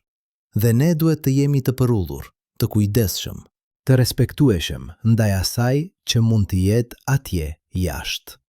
Por këtu është e vërteta që ne duhet të pranojmë. Ne mund të mos e dim kurrë. Ne mund të kalojmë shekuj, mijëvjeçar, duke kërkuar, duke dëgjuar, duke shikuar dhe të mos gjejmë kurrë asgjë. Ose ne mund të gjejmë diçka nesër. Universi nuk na detyrohet përgjigje. Realiteti nuk është i detyruar të përputhet me dëshirat tona, me shpresat tona, me nevojat tona për kuptim. Dhe ndoshta kjo është mësimi më i rëndësishëm që paradoksi Fermi mund të na mësojë. Të jetojmë me pasiguri, të pranojmë se ka gjëra që ne nuk i dim dhe mund të mos i dim kurrë. Të jemi e rehat me misterin, sepse alternativa, të pretendojmë se dim kur nuk dim, të mbyllim mendjen tonë për mundësi të reja, të ndalojmë së pyeturi, është vdekja e vet asaj që na bën njerëz. Çdo qytetërim i madh në histori ka përballur këtë zgjedhje. Ata mund të mbyllen, të bëhen dogmatik, të pretendojnë se kanë të gjitha përgjigjet, ose ata mund të mbeten të hapur, kurreshtar, të gatshëm për të pranuar se ata mund të gabohen, të gatshëm për të mësuar, për të rritur, për të evoluar. Qytetërimet që zgjedhin rrugën e parë stagnojnë dhe përfundimisht zhduken. Qytetërimet që zgjedhin rrugën e dytë vazhdojnë të lulëzojnë, të krijojnë, të zbulojnë. Ne, si specie, jemi në një pikë theze. Ne kemi teknologjinë për të shkatërruar veten. Ne kemi njohurinë për të kuptuar se sa të brisht jemi. Ne kemi aftësinë për të parë përtej horizontit të menjëhershëm dhe për të imagjinuar një të ardhme ku ne jemi një specie ndërplanetare, ndoshta edhe ndërhyjore. Por ne gjithashtu kemi frikën, dyshimin, tendencën për të u kthyer nga brenda, për të mbrojtur atë që kemi në vend të kërkimit për atë që mund të kemi. Zgjedhja që ne bëjmë tani, në këtë moment në historinë tonë, mund të përcaktojë nëse ne do të jemi një nga qytetërimet që mbijetojnë, që lulëzojnë, që përhapen në përhyje, apo një nga ato që zhduken në heshtje, duke lënë pas vetëm një planet të zbrazët dhe një pyetje të papërgjigjur. Çfarë ndodhi me ta? Por le të flasim tani për diçka që është edhe më thelbësore se mbijetesa. Le të flasim për kuptimin. Sepse edhe nëse ne mbijetojmë, edhe nëse ne përhapemi në galaktik, edhe nëse ne jetojmë për miliona vjet, pyetja mbetet. Pse? Çfarë është pika? Çfarë është qëllimi i të gjithë kësaj? Kjo është një pyetje që shkenca nuk mund ta përgjigjet. Shkenca mund të na tregojë se si funksionon universi, por nuk mund të na tregojë pse ekziston. Shkenca mund të na tregojë se si u shfaq jeta, por nuk mund të na tregojë pse ka vlerë. Shkenca mund të na tregojë se si funksionon ndërgjegja, por nuk mund të na tregojë pse ka kuptim. Këto janë pyetje filozofike, pyetje ekzistenciale, pyetje që çdo qenie e vetëdijshme duhet t'i përgjigjet për veten e saj. Dhe përgjigjet janë po aq të ndryshme sa vetë njerëzit. Disa gjejnë kuptim në fe, në besimin se ka një qëllim më të lartë, një plan hyjnor, një arsye për të gjithë këtë. Të tjerë gjejnë kuptim në dashuri, në lidhjet që formojnë me njerëz të tjerë, në gëzimin e të qenit pjesë e diçkaje më të madhe se vetja. Të tjerë gjejnë kuptim në krijimtari, në aftësinë për të bërë diçka të re, për të lënë një gjurmë në botë. Të tjerë gjejnë kuptim në vetë kërkimin, në përpjekjen për të kuptuar, për të zbuluar, për të mësuar. Dhe ndoshta kjo është përgjigja për paradoksin Fermi që ne kemi kërkuar gjithkohon. Ndoshta pyetja ku janë të gjithë është e gabuar, sepse ajo supozon se ka një përgjigje të vetme, një të vërtet objektive që pret të zbulohet. Por çfarë nëse e vërteta është se çdo qenie e vetëdijshme, çdo qytetërim, çdo specie duhet të gjejë kuptimin e vet? Çfarë nëse universi nuk ka një qëllim të paraqaktuar, por është një kanavace zbrazët ku ne mund të krijojmë kuptimin ton? Kjo mund të t'ingelojë si nihilizëm, por në të vërtetë është e kundërta. Nëse nuk ka kuptimi paraqaktuar, atëherë ne jemi të lirë të krijojmë kuptimin ton. Nëse nuk ka qëllim kozmik, atëherë ne mund të zgjedhim qëllimin ton. Nëse nuk ka arsye për të ekzistuar, atëherë vetë ekzistenca jon është arsyeja. Mendoni për këtë. Ju jeni një koleksion atomesh që u krijuan në zemrat e yjeve që vdiqën miliarda vjet më parë. Këto atome u shpërndan në përhapësirë, u mblodhën në një are gazi dhe pluhuri, u kondensuan në një yll dhe planet, u organizuan në molekula komplekse, u bën qeliza të gjalla, evoluan për miliarda vjet dhe përfundimisht u bën ju. Ju jeni mënyra e universit për të përjetuar veten. Ju jeni yjet që kanë fituar ndërgjegje. Dhe tani, me këtë ndërgjegje, ju keni aftësinë për të zgjedhur. Ju mund të zgjidhni të jetoni me dashuri ose me urrejtje. Ju mund të zgjidhni të krijoni ose të shkatërroni. Ju mund të zgjidhni të kërkoni kuptim ose të dorëzoheni në absurditet. Ju mund të zgjidhni të shikoni yjet dhe të pyesni pse, ose të ullni kokën dhe të mos pyesni kurrë. Çdo zgjedhje që bëni, çdo veprim që ndërmerrni, çdo mendim që mendoni, është një vot për llojin e universit që dëshironi të jetoni. Nëse zgjidhni dashurinë, ju po krijoni një univers ku dashuria ekziston. Nëse zgjidhni kurreshtjen, ju po krijoni një univers ku zbulimi është i mundur. Nëse zgjidhni shpresën, Ju po krijoni një univers ku e ardhmja mund të jetë më e mirë se e tashmja. Dhe kjo, në fund të fundit, është përgjigja për paradoksin Fermi që më së shumti ka rëndësi. Jo ku janë të tjerët, por kush jemi ne. Jo çfarë do të gjejmë atje jashtë, por çfarë krijojmë këtu brenda. Jo nëse jemi të vetmit, por si zgjedhim të jetojmë pavarësisht nga përgjigja. Sepse edhe nëse ne jemi të vetmit në këtë univers të pafund, edhe nëse ne nuk gjejmë kurrë një sinjal tjetër, një shenjë tjetër jete, një provë tjetër inteligjencë, ne ende kemi njëri tjetrin. Ne ende kemi këtë planet të bukur, të brisht. Ne ende kemi aftësinë për të dashur, për të krijuar, për të mësuar, për të rritur. Ne ende kemi mundësinë për të bërë diçka të mrekullueshme me kohën e shkurtër që kemi. Dhe nëse ne nuk jemi të vetmit, nëse një ditë ne marrim një sinjal nga yjet, nëse ne zbulojmë se universi është plot me jetë dhe inteligjencë, atëherë pyetja bëhet: çfarë lloj qytetërimi duam të jemi kur i takojmë ata? Çfarë lloj specie i duam të përfaqësojmë? Çfarë lloj mesazhi duam të dërgojmë në emër të njerëzimit? A duam të jemi speciet që shkatërroi planetin e saj, që luftoi luftra të pafundme, që nuk mundi të kapërcej ndarjet e saj? Apo duam të jemi speciet që mësoi të jetojë në harmoni, që zgjidhi problemet e saj, që arriti të shikojë përtej interesave të saj të ngushtë dhe të kuptoj se të gjithë jemi pjesë të njëjtës tërësi kozmike. Zgjedhja është e jona. Dhe ne po e bëjmë atë zgjedhje çdo ditë, me çdo veprim, me çdo vendim, me çdo zgjedhje që bëjmë si individ dhe si shoqëri. Ne po shkruajmë historinë që qytetërimet e ardhshme do të lehtësojnë. Ne po krijojmë trashëgimin që do të përcaktoj nëse ne do të kujtohemi si speciet që arriti të kapërcej kufizimet e saj, apo si një tjetër shembull i dështimit në heshtjen e madhe kozmike. Por le të kthehemi tani në pikën ku filluam. Në këtë moment, ndërsa ju dëgjoni këto fjalë, trupi juaj po kryen një mrekulli. Qelizat tuaja po shkëmbejnë sinjale, zemra juaj po rreh.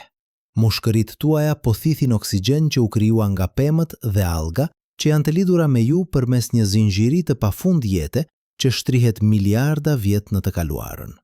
Ju jeni një pjesë e një historie që filloi me Big Bangun dhe që vazhdon përmes jush në këtë moment. Dhe ndërsa ju mendoni për paradoksin Fermi, ndërsa ju pyesni veten nëse jemi të vetmit, kujtoni këtë: çdo pyetje që bëni, çdo mrekulli që ndjeni, çdo moment kur ndaleni dhe shikoni yjet dhe ndiheni të lidhur me diçka më të madhe se vetja, është një dëshmi e asaj që na bën njerëz. Ne jemi speciet që pyet pse. Ne jemi speciet që kërkon kuptim. Ne jemi speciet që nuk mund të ndalojë së mrekulluar. Dhe ndoshta kjo është përgjigja përfundimtare për paradoksin Fermi. Ndoshta heshtja që dëgjojmë nuk është një mister që duhet zgjidhur, por një ftesë që duhet pranuar. Një ftesë për të vazhduar të kërkuar, për të vazhduar të pyetur, për të vazhduar të shpresuar. Një ftesë për të jetuar me pasiguri, por edhe me mrekulli. Një ftesë për të qenë pjesë e diçkaje që është aq e madhe, sa që ne nuk do ta kuptojmë kurrë plotësisht, por që ne mund ta përjetojmë çdo ditë nëse zgjedhim ta bëjmë. Sepse në fund të fundit, ne nuk jemi vetëm kërkues të përgjigjeve. Ne jemi vetë përgjigja. Ne jemi mënyra e universit për të kuptuar veten. Ne jemi yjet që kanë fituar ndërgjegje. Ne jemi mrekullit që pyesin pse ekzistojnë mrekullit. Dhe kjo, më shumë se çdo zbulim shkencor, më shumë se çdo sinjal nga yjet, më shumë se çdo përgjigje që mund të gjejmë ndonjëherë, është e vërteta më e thellë që ne mund të dimë. Ne jemi këtu. Ne ekzistojmë. Ne jemi të vetëdijshëm. Dhe për sa kohë që ne vazhdojmë të pyesim, të kërkojmë, të mrekullohemi, heshtja e universit nuk është e zbrazët. Ajo është plot me mundësi të pafundme. Kështu që, ndërsa ju shikoni yjet sonte, ndërsa ju mendoni për paradoksin Fermi, ndërsa ju pyesni veten nëse jemi të vetmit, kujtoni këtë: ju jeni një mrekulli. Ekzistenca juaj është e pamundur dhe megjithatë e vërtet. Ju jeni një pjesë e një historie që është aq e madhe sa që truri juaj mezi mund ta konceptojë, dhe megjithatë, ju jeni këtu, duke përjetuar këtë moment, duke menduar këto mendime, duke ndjerë këto ndjenja. Dhe kjo është mjaft. Kjo është më shumë se mjaft. Kjo është gjithçka. Por tani, ndërsa po afrohemi në fund të këtij udhëtimi, Le të ndalemi dhe të përballemi me një të vërtet që është eve më thelbësore. Ka gjëra që ne thjesht nuk i dim. Dhe jo vetëm që nuk i dim, por ndoshta nuk mund t'i dim kurrë. Le të jemi plotësisht të sinqert për kufitë e njohurive tona. Ne nuk e dim se çfarë shkaktoi Big Bangun. Ne nuk e dim se çfarë ndodhi në atë të parën fraksion të sekondës kur universi lindi.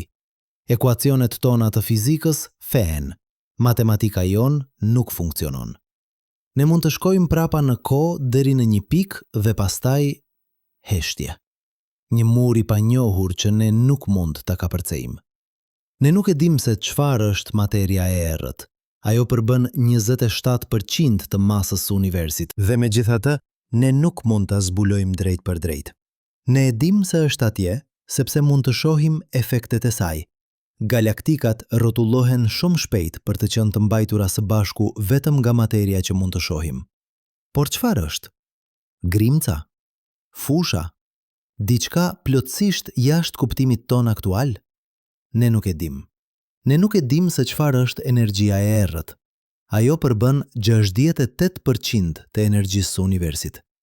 Ajo po shtyn hapësirën vet për të zgjeruar me një shpejtësi në rritje. Një ditë, miliarda vjet në të ardhmen, ajo do të ketë shpërndar të gjitha galaktikat aq larg sa që qielli i natës do të jetë plotësisht i zi. Çdo yll, çdo galaktik, çdo gjë përtej grupit ton lokal do të jetë përtej horizontit ton të vëzhgueshëm. Qytetrimet e ardhshme do të shikojnë lart dhe do të shohin vetëm errësirë dhe do të mendojnë se ata janë vërtet të vetmit. Por ne nuk e dim se çfarë po shkakton këtë. Ne thjesht e quajmë energji të errët dhe shpresojmë se një ditë do ta kuptojmë. Ne nuk e dim se si lind ndërgjegja. Ky është problemi i vështirë i ndërgjegjes dhe është një nga pyetjet më të thella në të gjithë shkencën. Si bëhen sinjalet elektrike në trurin ton përvoja subjektive e të pamurit të ngjyrës blu, e të dëgjuarit të muzikës, e të ndjenjes së dashurisë. Ne mund të hartojmë çdo neuron, mund të gjurmojmë çdo lidhje, mund të matim çdo sinjal elektrik, por kjo ende nuk na tregon se si materia e pajet bëhet përvojë e vetëdijshme. Disa filozofë argumentojnë se kjo është një pyetje që nuk mund të përgjigjet nga brenda sistemit.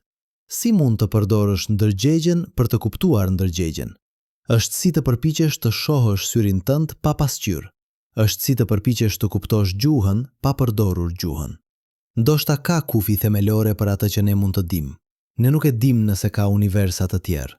Teoria e kordave sugjeron se mund të ketë 10 dimensione ose më shumë, shumica prej të cilave janë të mbështjella aq të vogla saqë ne nuk mund t'i perceptojmë. Teoria e multiversit sugjeron se mund të ketë një numër të pafund universish, secili me ligjet e veta të fizikës. Por si mund ta testojmë këtë? Si mund të vëzhgojmë diçka që, sipas përkufizimit, është përtej universit ton të vëzhgueshëm? Ne nuk e dim nëse koha ka një fillim dhe një fund, ose nëse është e përjetshme. Ne nuk e dim nëse hapësira është e pafundme ose e kufizuar. Ne nuk e dim nëse ligjet e fizikës janë të njëjta kudo në univers, ose nëse ato ndryshojnë në mënyra që ne nuk mund t'i imagjinojmë. Dhe, natyrisht, ne nuk e dim nëse jemi të vetmit. Kjo është pyetja që na ka shoqëruar gjatë gjithë këtij udhëtimi. Ne kemi shqyrtuar të gjitha hipotezat, të gjitha mundësitë, të gjitha skenarët, por e vërteta e thjeshtë është se ne nuk e dim. Ne kemi heshtje, dhe heshtja nuk flet. Por këtu është diçka që duhet t'ju bëj të ndaleni dhe të mendoni. Ndoshta kjo heshtje, kjo pasiguri, kjo ignorancë nuk është një dështim. Ndoshta është vetë pika. Ndoshta universi nuk na detyrohet përgjigje. Ndoshta mister është gjendja natyrore e gjërave dhe çdo përgjigje që gjejmë thjesht hap dyert për pyetje edhe më të thella. Mendoni për historinë e shkencës. Çdo herë që ne kemi menduar se po afroheshim në një kuptim të plotë të realitetit, ne kemi zbuluar se sa pak e dim në të vërtetë. Newton mendoi se kishte kuptuar gravitetin derisa Einstein tregoi se hapësira dhe koha janë të ndërthurura dhe se graviteti është lakimi i hapësirës kohës. Einstein mendoi se kishte kuptuar universin derisa mekanika kuantike tregoi se në nivelin më themelor realiteti është probabilistik, i pasigurt, i çuditshëm në mënyra që sfidojnë logjikën tonë të përditshme. Dhe tani, me të gjithë njohuritë tona, me të gjitha zbulimet tona. Ne jemi duke zbuluar se 95% të universit është bërë nga diçka që ne nuk e kuptojmë. Materia e errët dhe energjia e errët. Imagjinoni të mendonit se e keni kuptuar një libër vetëm për të realizuar se mund të lexoni vetëm 5% të fjalëve. Pjesa tjetër është shkruar në një gjuhë që ju nuk e njihni. Kjo është gjendja jonë aktuale. Ne jemi fëmijë që po përpiqen të kuptojnë një botë që është infinitisht më komplekse se sa mund të imagjinojmë. Dhe ndoshta kjo është mënyra se si duhet të jetë. Ndoshta një univers që mund të kuptohej plotësisht do të ishte një univers i varfër, i kufizuar, i parëndësishëm. Ndoshta misteri është ajo që e bën jetën të vlefshme. Sepse çfarë do të bënim nëse e dinim gjithçka? Çfarë do të kishte mbetur për të zbuluar? Çfarë do të na motivonte të ngrihem në mëngjes, të shikojmë yjet, të bëjmë pyetje? Ndoshta ignoranca jon nuk është një dobësi, por një dhuratë. Ndoshta pasiguria jon nuk është diçka për të friksuar, por diçka për të përqafuar. Kjo nuk do të thotë se duhet të ndalojmë së kërkuari. Kjo nuk do të thotë se duhet të dorëzohemi në ignorancë. Kjo do të thotë se duhet të jemi të prudur për atë që nuk dim dhe kurreshtar për atë që mund të mësojmë. Kjo do të thotë se duhet të jetojmë me pyetje, jo vetëm me përgjigje. Dhe kjo na çon në një realizim të thellë. Ndoshta paradoksi fermi nuk është një paradoks që duhet zgjidhur, por një mister që duhet jetuar. Ndoshta pyetja ku janë të gjithë nuk ka një përgjigje të vetme, të thjeshtë, përfundimtare. Ndoshta ka shumë përgjigje, ose asnjë përgjigje, ose një përgjigje që ne nuk mund ta kuptojmë ende. Por ndërsa ne jetojmë me këtë mister, ndërsa ne vazhdojmë të kërkojmë, të pyesim, të shpresojmë, ne po bëjmë diçka të mrekullueshme. Ne po krijojmë kuptim në një univers që mund të mos ketë kuptim të paraqaktuar. Ne po ndezim drita në errësirë. Ne po sjellim ndërgjegje në një univers që përsa e dim, mund të jetë kryesisht i pavëdijshëm. Dhe kjo është përgjegjësia jon, trashëgimia jon, dhurata jon për universin. Të vazhdojmë të pyesim, edhe kur nuk ka përgjigje. Të vazhdojmë të kërkojmë, edhe kur nuk dim se çfarë po kërkojmë. Të vazhdojmë të shpresojmë, edhe kur heshtja duket e pafund. Por tani, le të kthehemi në atë që e dim. Le të kthehemi në atë që është real, në atë që është e prekshme, në atë që është e vërtet, përtej çdo dyshimi. Ne e dim se ne ekzistojmë.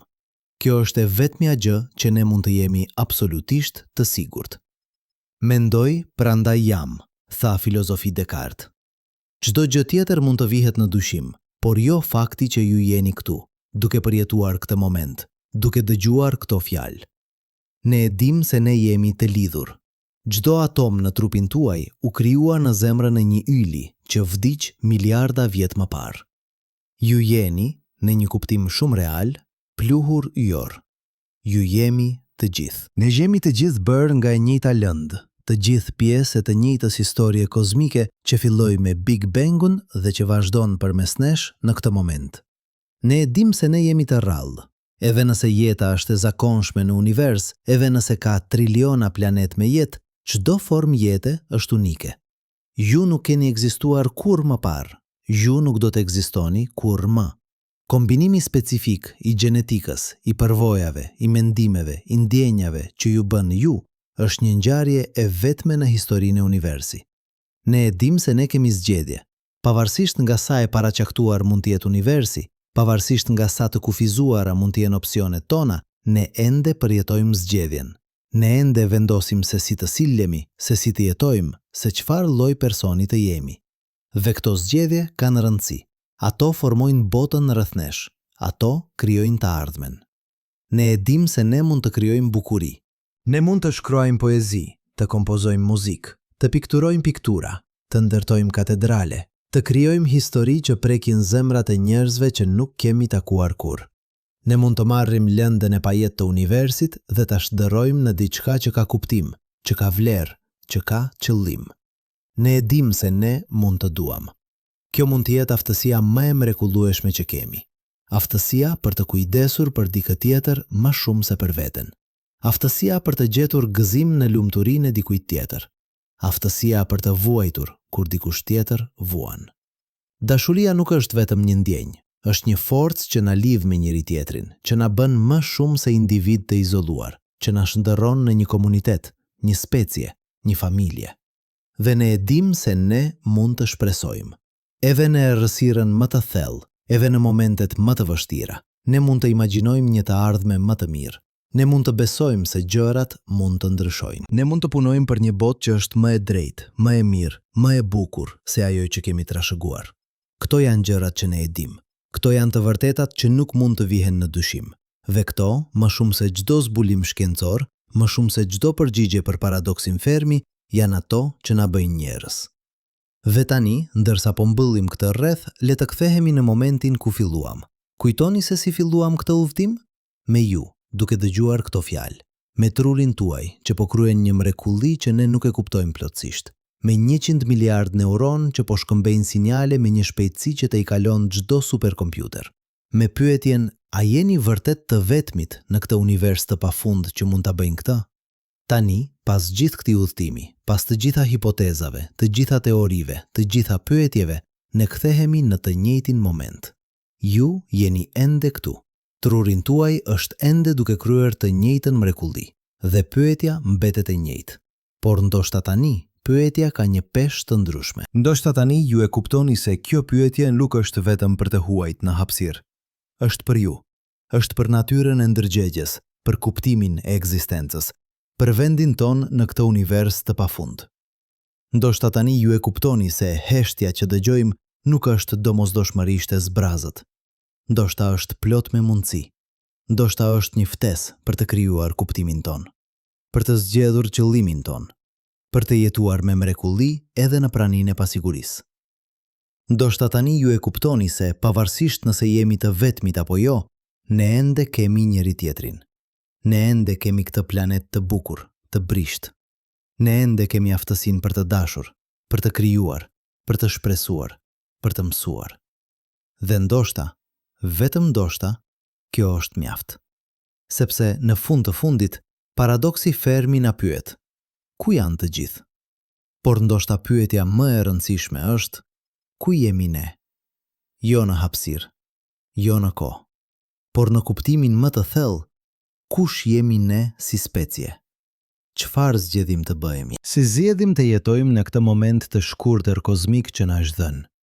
A zgjedhim të jetojmë me frikë, duke u fshehur në errësirë, duke u shqetësuar për rreziqet që mund të fshihen në heshtje? Apo zgjedhim të jetojmë me guxim, duke dërguar dritën tonë në univers, duke shpresuar se dikush, diku, do ta shohë dhe do të përgjigjet?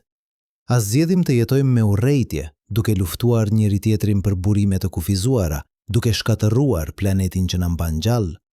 Apo zgjedhim të jetojmë me dashuri, duke kuptuar se ne të gjithë jemi në të njëjtën anije hapësinore, duke udhëtuar përmes pafundësisë së bashku? A zgjedhim të jetojmë me cinizëm, duke besuar se asgjë nuk ka rëndësi, se universi është i ftohtë dhe i painteresuar, se ne jemi aksidente të rastësisme në një univers të padomethënë? Apo zgjedhim të jetojmë me mrekulli, duke parë bukurinë në çdo moment, duke gjetur kuptim në vetë kërkimin, duke qenë mirënjohës për dhuratën e jashtëzakonshme të ndërgjegjes? Këto janë zgjedhjet që përcaktojnë jo vetëm të ardhmen tonë, por edhe kuptimin e së tashmes son.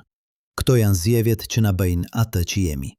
Dhe ndërsa ju shikoni yjet sonte, ndërsa ju mendoni për paradoksin Fermi, ndërsa ju pyesni veten nëse jemi të vetmit, kujtoni këtë.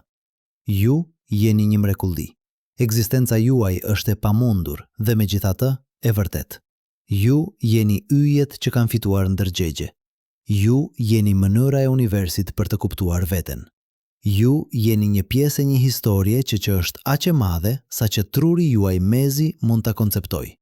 Dhe pavarësisht nëse ka dikush tjetër atje jashtë, pavarësisht nëse heshtja do të thyhet ndonjëherë, pavarësisht nëse ne do të gjejmë ndonjëherë përgjigje për pyetjet tona më të thella, një gjë është e sigurt. Ju jeni këtu, tani, në këtë moment. Dhe kjo është mrekullia më e madhe e të gjitha. Kështu që, ndërsa ne mbyllim këtë rreth, ndërsa ne kthehemi në momentin ku filluam, le të mbajmë me vete jo përgjigje, por pyetje. Jo siguri, por mrekulli. Jo frikë, por shpresë. Le të mbaj me vete kuptimin se ne jemi pjesë e diçkaje që është infinitisht më e madhe se ne dhe megjithatë ne jemi thelbësore për të. Pa ne, pa ndërgjegjen ton, pa aftësinë ton për të pyetur pse, universi do të ishte thjesht materie dhe energji që lëviz sipas ligjeve të verbra. Por me ne, universi bëhet diçka më shumë. Ai bëhet një vend ku bukuria mund të njihet, ku dashuria mund të ndjehet, ku kuptimi mund të krijohet. Ne jemi dëshmitarët e universit, ne jemi krijuesit e kuptimit, ne jemi bartësit e dritës në errësirë.